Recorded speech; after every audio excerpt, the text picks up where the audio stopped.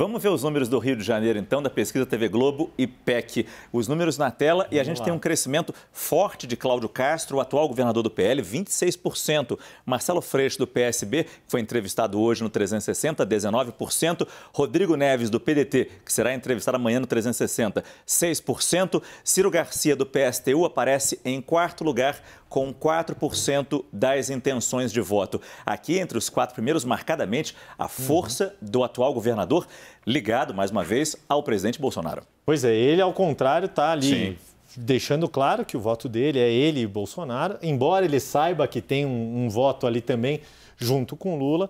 E a grande questão, no fim das contas, é o quanto todos esses ruídos que a gente viu na campanha do Marcelo Freixo estão impedindo ali a campanha de andar, né? Aquela briga pela candidatura ao Senado com o Alessandro Molon, deputado, e o André Siciliano, do PT. Acho que isso tá fazendo algum efeito aqui, né? Está fazendo algum preço, né? O grande desafio do Castro é que, vamos lembrar, ele chegou ao governo por conta de um movimento político liderado pela família Bolsonaro contra o Witzel, que era o ex-governador. Então ele deve, objetivamente, a gestão dele ao governador Jair Bolsonaro. Mas ele sabe que de cada 10 pessoas que votam nele, 3 votam no Lula. A base principal dele é da periferia do Rio de Janeiro, na zona oeste do Rio de Janeiro, que é onde o ex-presidente Lula tem, historicamente, uma grande intenção de voto. Então ele, sim, declara voto para o Bolsonaro, porque não tem como não fazer isso. Ontem, na CNN, ele deixou isso bastante claro, Yuri, mas ele sabe que a sua base, parte considerável da sua base eleitoral, é entre os mais pobres do Rio de Janeiro, que tem um histórico de voto no petista. Ô, Márcio, para a gente terminar aqui a pesquisa continuando, Juliette Pantoja, da Unidade Popular, 3%, Eduardo Serra, PCB, 2%, Wilson Witzel, que ainda está ali tentando ser candidato, 2%, Paulo Gamini, do Novo, 2%. Continuando a tela, tem bastante candidato no Rio de Janeiro, Luiz Eugênio, do PCO, 1%, brancos e nulos, 19%, não sabe, não respondeu, 16%. Márcio. É bom ter os cariocas aqui para nos dizer como é que eles viram esse resultado, mas eu peço para vocês jogarem a nível nacional. Começa com o Alexandre Borges.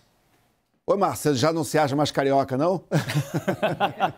Eu não sou analista aqui. Entendi. Olha, realmente, o que a gente vê e a gente não tem bola de cristal, mas é uma pedra que a gente vem cantando há muito tempo. O Marcelo Freixo é um candidato divisivo, não é um candidato... Ele é muito bem votado para deputado.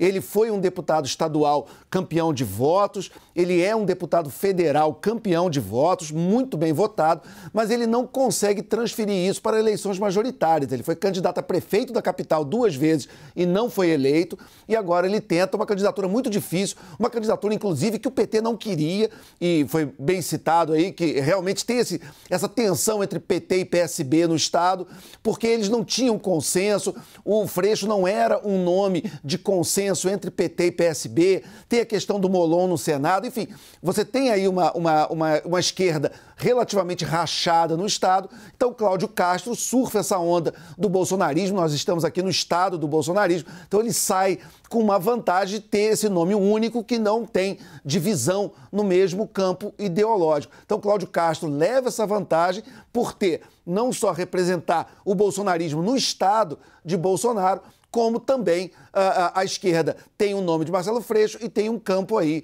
dividido. Então, Cláudio Castro realmente está levando aí uma vantagem e hoje se mostra um candidato favorito. É bom lembrar também, eu vou pegar uma carona no que foi dito pelo Caio em relação ao bolsonarismo ser um movimento, o lulismo ser um movimento, o que faz todo sentido. Eu estava lembrando até que eu fiz um artigo na Veja em 2019 falando bolsonarismo é um movimento e tal, defendendo essa tese. E não existe o freixismo. Então, Cláudio Castro levanta a bandeira do bolsonarismo, mas o Freixo não tem uma bandeira aí certa para levantar, porque o lulismo não é tão identificado com ele e com o PSB, principalmente aqui no Estado. Felipe? Concordo plenamente com o Alexandre. O Marcelo Freixo ele tomou um banho de loja, como eu costumo dizer. Ele era do PSOL, um partido considerado mais radical aqui no Rio de Janeiro. Ele passou para uma esquerda mais moderada ali no PSB. Ele trouxe para ser vice o César Maia. Tem um histórico de rivalidade entre esse campo da esquerda em que o Marcelo Freixo atua e a família Maia. Mesmo assim, ele queria alguém que fizesse esse mesmo movimento que o Lula fez no cenário nacional, trazendo o Geraldo Alckmin para a chapa dele. E ele agora está amenizando o seu discurso, mudando, inclusive, em alguns pontos, como no caso da legalização das drogas. Quer dizer, tem um histórico ali de defesa dessa legalização e agora está contra depois de vários fracassos, como o Alexandre citou, em eleições majoritárias, tanto para prefeito quanto para governador. E o Cláudio Castro, ele não só surfa aqui num eleitorado bolsonarista, ele consegue atingir os evangélicos que têm rejeição a certas pautas à esquerda, mas ele também conseguiu dinheiro de caixa aí com a venda da SEDAI, então há uma distribuição, há um uso da máquina pública muito forte e ele explora muito isso na propaganda, conseguindo atingir o eleitorado de baixa renda e outros segmentos. Ele cresceu 5 pontos, Marcelo Freixo 2. Agora, a preocupação maior do Castro é para o segundo turno, porque nessa mesma pesquisa a projeção está dando 38 para ele, 35 para o Freixo. Então estão tecnicamente empatados, não está perdida essa disputa para o Freixo ainda não. A pesquisa lá no Rio de Janeiro foi registrada na Justiça Eleitoral. Foram 1.200 entrevistados entre os dias 27 e 29 de agosto em 37 cidades do estado do Rio. A margem de erro é de 3 pontos percentuais para mais ou para menos e a margem de confiança é de 95%.